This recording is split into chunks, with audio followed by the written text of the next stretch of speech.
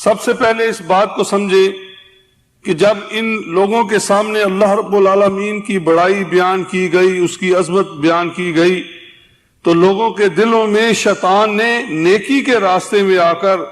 ورگ لگایا کہ اللہ تو واقعی بہت ہی اونچا ہے، بہت ہی بلند ہے، اس میں شک ہی کوئی نہیں کہ وہ بلند ہے، اور وہ اتنی بڑی ذات ہے کہ جس کے سامنے سب باادب کھڑے ہیں، فرشتے اور اللہ کے انبیاء، اس کی اتنی بڑی ہستی ہے کہ کسی کو اس کے سامنے دم مارنے کی جرت نہیں۔ جب انہوں نے اللہ کی ایسی تعریف سنی تو شیطان نے ورگ لگایا کہ تم اللہ سے ڈر جاؤ، اللہ کی ذات بہت بڑی ہے، تمہاری رسائی اس کے ہاں کیسے ہو سکتی ہے، تم تو بہت ہی گناہ گار ہو، لہٰذا تمہیں کوئی واسطہ اور وسیلہ ڈھونڈنا چاہیے جس کے ذریعے اللہ رب العالمین کا قرب حاصل ہو اور ہماری دعائیں اللہ رب العالمین ان کے ذریعے سے سن لے۔ شیطان نے کس طرح ان کو ورگ لگایا کہ ہماری اللہ رب العالمین سنتا نہیں اور بہت بلند ہے، اس میں کوئی شک نہیں، اللہ کی ذات بہت بلند ہے، اور اس نے یہ بھی تو کہا ہے کہ میں بہت رحیم ہوں، میں قریب المجیب ہوں، قریب ہوں، دعائیں سننے والا ہوں۔ حالانکہ چاہیے تو یہ تھا کہ جب اللہ کی بلندیاں سنتے تو ان کے دل میں اللہ کی عظمت پیدا ہوتی، اس سے پیار پیدا ہوتا، اس کی بڑائی دل میں آتی، اس سے تعلق ہوتا، اور دل میں ایمان ہوتا کہ میرا رب ہے، گناہ گار ہوں پر میری ضرور سنے گا۔ اور شیطان نے ان کے دلوں میں اللہ کا ایسا خوف ڈالا کہ وہ بہت ہی ڈر والی چیز ہے، اس سے بہت ڈرنا چاہیے، پر مخلوق کی طرح تو نہیں ہے کہ وہ ایک بادشاہ ہے، جابر ہے، بڑا طاقت والا ہے، اور اس کے سامنے کوئی آئے اور اس سے وہ ڈانٹ دے گا۔ مخلوق کی صفاتیں اللہ کے اندر پیدا کر دی۔ یہیں سے ان چلاکوں نے ان کے دل میں وسوسے ڈالے جنہوں نے پیٹ کی خاطر اللہ کے دین کو بیچا اور لوگوں کو گمراہ کیا کہ تم واقعی اس تک نہیں پہنچ سکتے، تمہیں ضرور اس کے ہاں واسطے اور وسیلے لینے پڑیں گے، وہاں تمہاری رسائی نہیں ہو سکتی، وہ بہت اونچی ذات ہے، توبہ کرو کہ وہ تو اتنی بڑی طاقت کا مالک ہے، اتنا بڑا بادشاہ، تم کلام کر سکتے ہو اس سے، تم کیسے اس کے سامنے عرض کر سکتے ہو کہ میری سن میرے رب؟ بس تمہیں وسیلہ ڈھونڈنا چاہیے، اس تک پہنچنے کے لیے سفارشی ڈھونڈنا چاہیے، اس کے بغیر تمہاری رسائی نہیں ہوگی۔ حالانکہ اگر یہ اللہ کی کلام کو پڑھتے تو بسم اللہ کے اندر ہی ان کو نکات کھل جاتے کہ اللہ اکیلا اللہ ہی نہیں بلکہ رحیم ہے اور کریم ہے، وہ رحمان ہے، ہر جگہ ہماری فریاد کو سنتا ہے، اور وہ تو ہر ایک کے ساتھ ہے، ہر وقت ہماری حفاظت کرنے والا ہے۔ اس نے ہمیں پیدا کیا ہے، پیدا کرنے کے بعد کہیں دور نہیں چلا گیا، اور نہ ہی اس نے ہمیں چھوڑ دیا ہے کہ پیدا کرنے کے بعد آپ جو چاہیں جہاں چاہیں خود ہی کریں۔ اگر اپنے بندوں کو پیدا کرنے کے بعد وہ ہم سے دور ہو گیا ہے تو پھر وہ رب نہ ہوا۔ رب تو وہی ہے جو کہتے ہیں نحن اقرب الیہ من حبل الورید، ہم تو اپنے علم سے ہر آدمی کے پاس اس کے شارک سے بھی زیادہ قریب ہیں، اور ہر ایک کا وہ رب ہے، اکیلے کا رب ہے، گناہ گار کا بھی وہ رب ہے، ہر ایک کا رب ہے۔ اور یاد رکھیں جیسے اللہ رب العالمین جبرائیل کے رب ہیں، میکائیل کے رب ہیں، محمد رسول اللہ صلی اللہ علیہ وسلم کے رب ہیں، ہمارے سب کے رب ہیں، اور وہ ارشاد فرماتے ہیں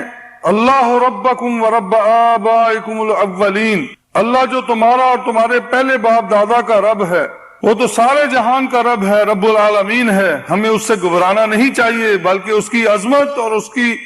بڑائی دلوں میں بٹھائیں اور اس سے پیار کریں۔ اگر آپ کے اور ہمارے دل میں احساس پیدا ہو جائے کہ ہم گناہ گار ہیں تو ٹھیک ہے، اس کے سامنے توبہ کریں، وہ معافیت دینے والا ہے، وہ خود ارشاد فرماتا ہے من یغفر الذنوب الا اللہ، اس کے علاوہ کون گناہوں کو معاف کرنے والا ہے۔ تو اس کا علاج یہ نہیں تھا کہ ہم واسطے اور وسیلے ڈھونڈے بلکہ اس کے در پر آتے، اس سے معافیاں مانگتے۔ اللہ تعالیٰ اس بات سے بہت سخت ناراض ہوتے ہیں کہ بندہ اس کو چھوڑ کر غیر کے سامنے جھکے اور اللہ کو واسطے اور وسیلے ڈالے۔ اگر وہ ناراض ہو گئے ہیں، ہم نے ان کو ناراض کیا ہے، تو اس کا مقصد یہ نہیں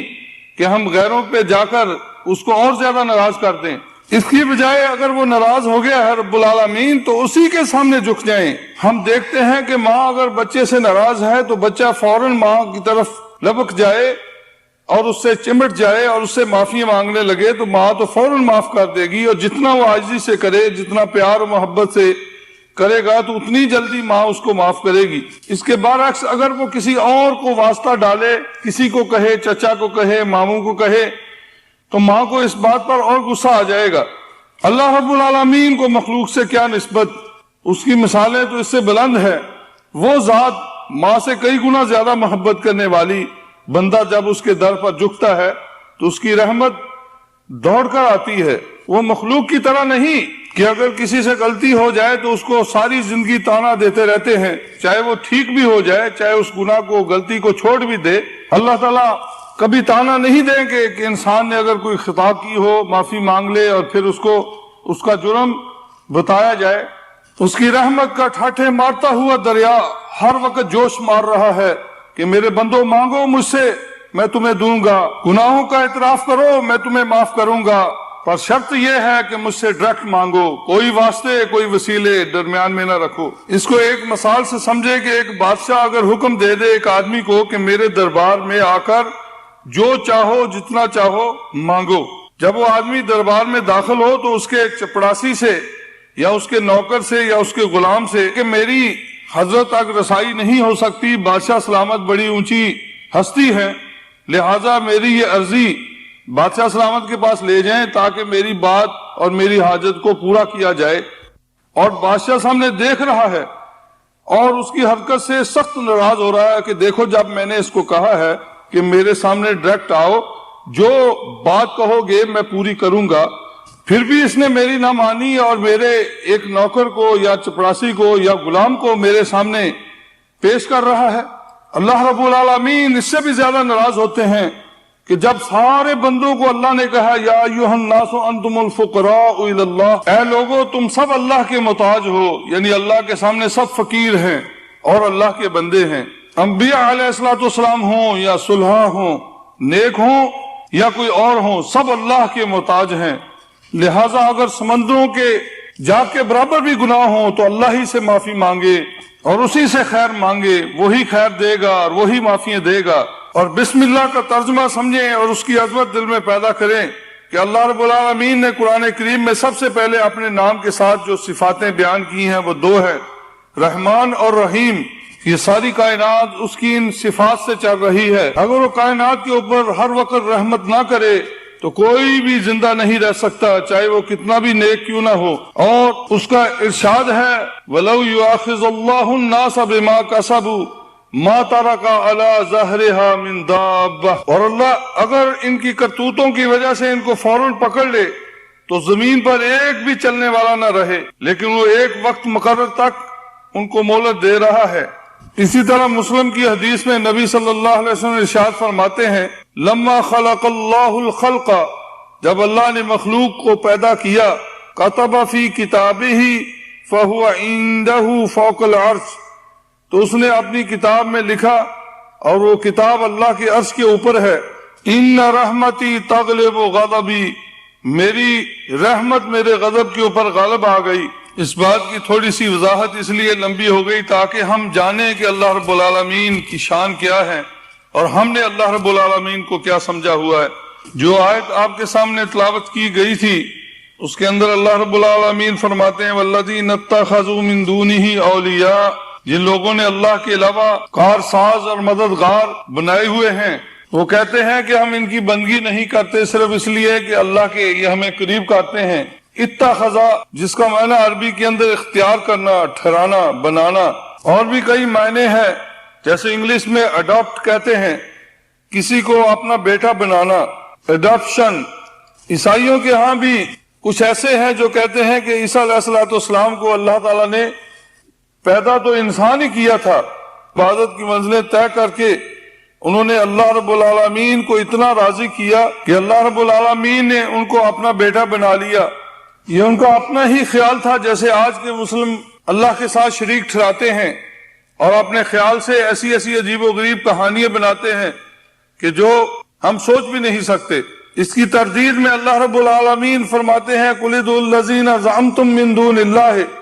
جن ہستیوں کو اللہ کے علاوہ تم گمان کرتے ہو،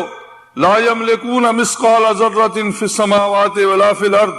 وہ زمین و آسمان میں ایک دانے کے مالک نہیں۔ یہ خود ساختہ شریکوں کی ان کے پاس کوئی دلیل نہیں، نہ عقلی اور نہ ہی نقلی۔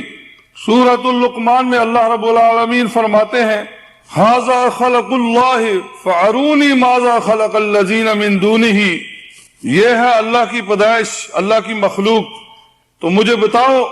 اللہ کے علاوہ اوروں نے کیا پیدا کیا ہے؟ اسی طرح مشرکین مکہ مانتے تھے کہ زمین و آسمان کو صرف اللہ رب العالمین نے پیدا کیا ہے، اور کائنات میں کوئی نہیں بتا سکتا زمین و آسمان میں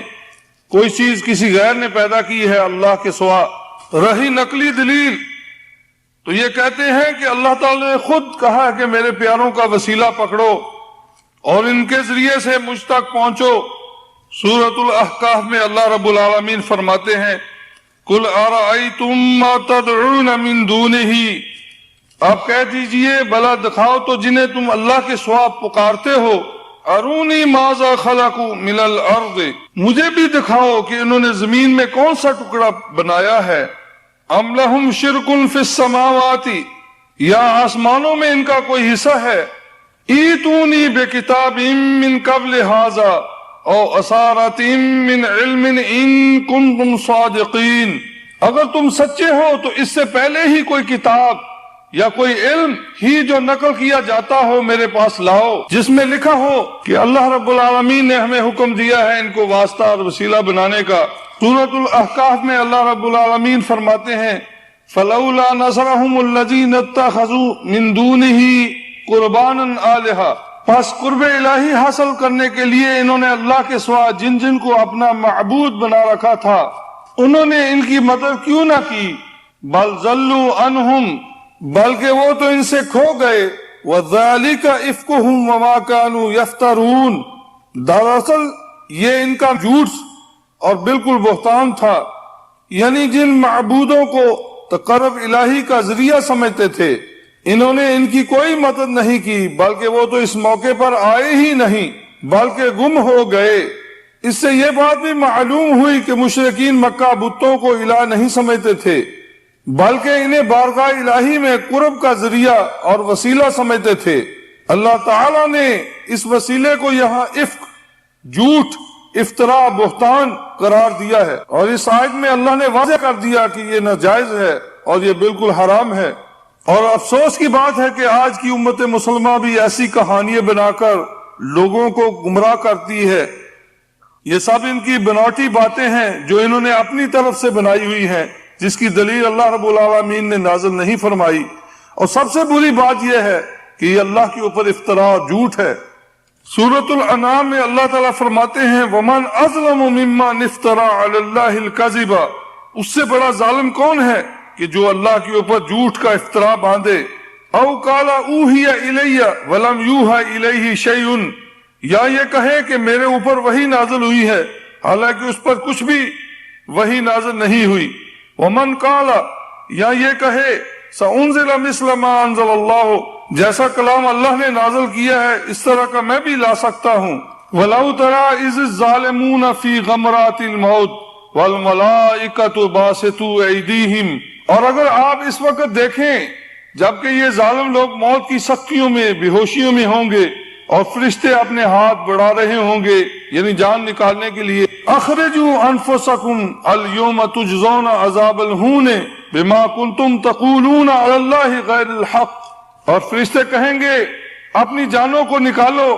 آج تم کو ذلت کی سزا دی جائے گی، یعنی رسوائی کا عذاب دیا جائے گا، اس سبب سے کہ تم اللہ رب العالمین کے ذمہ جھوٹی باتیں لگاتے تھے، وَكُنْتُمْ عَنْ آيَاتِهِ تَسْتَكْبِرُونَ، اور اللہ تعالیٰ کی آیات سے تم تکبر کرتے تھے۔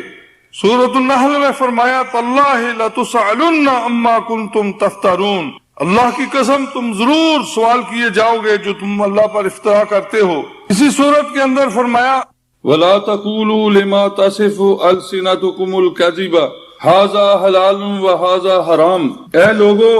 اپنی طرف سے یوں جھوٹ تمہاری زبانوں پر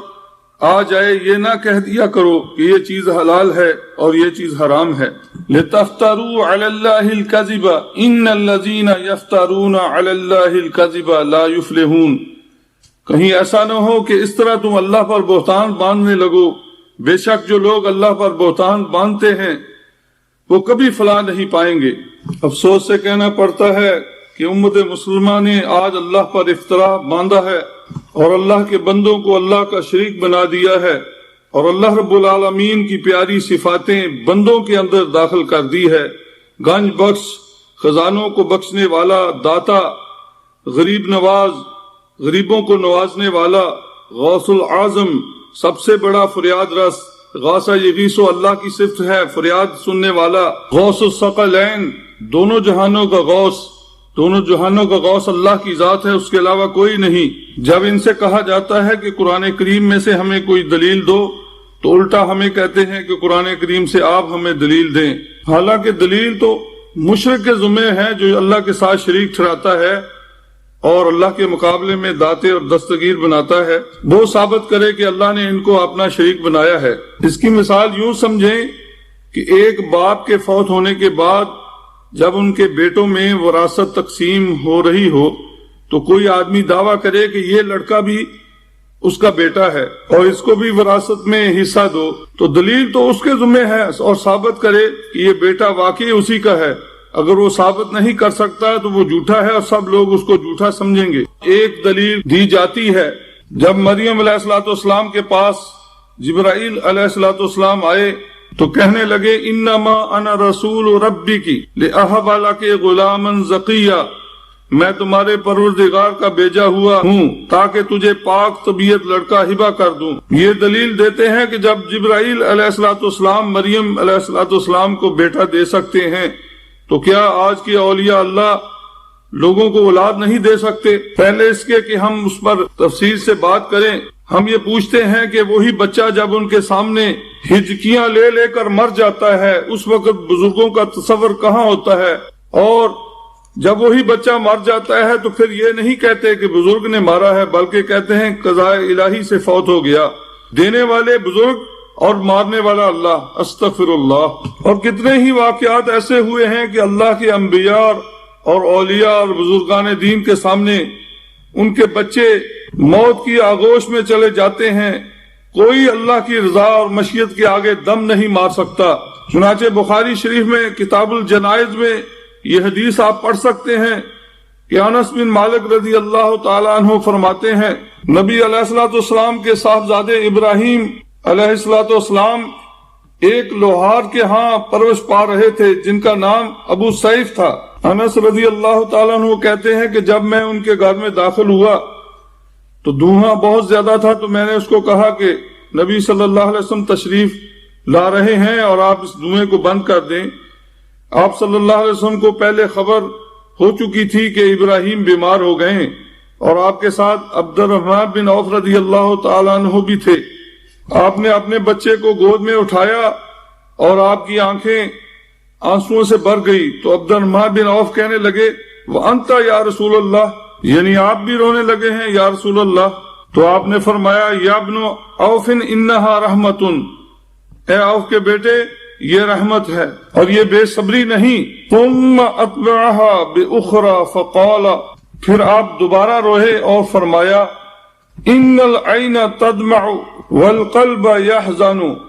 آنکھوں سے آنسو جاری ہیں اور دل غم زدہ ہے۔ وَلَا نَقُولُ إِلَّا مَا يَرْضَى رَبُّنَا، اور زبان سے ہم کہیں گے وہی جو پروردگار کو پسند ہو۔ وَإِنَّا بِفَرَاقِكَ يَا إِبْرَاهِيمُ لَمَحْزُونُونَ، اور اے ابراہیم ہم تیری جدائی سے غم زدہ ہیں۔ اس سے پتہ چلا ہے کہ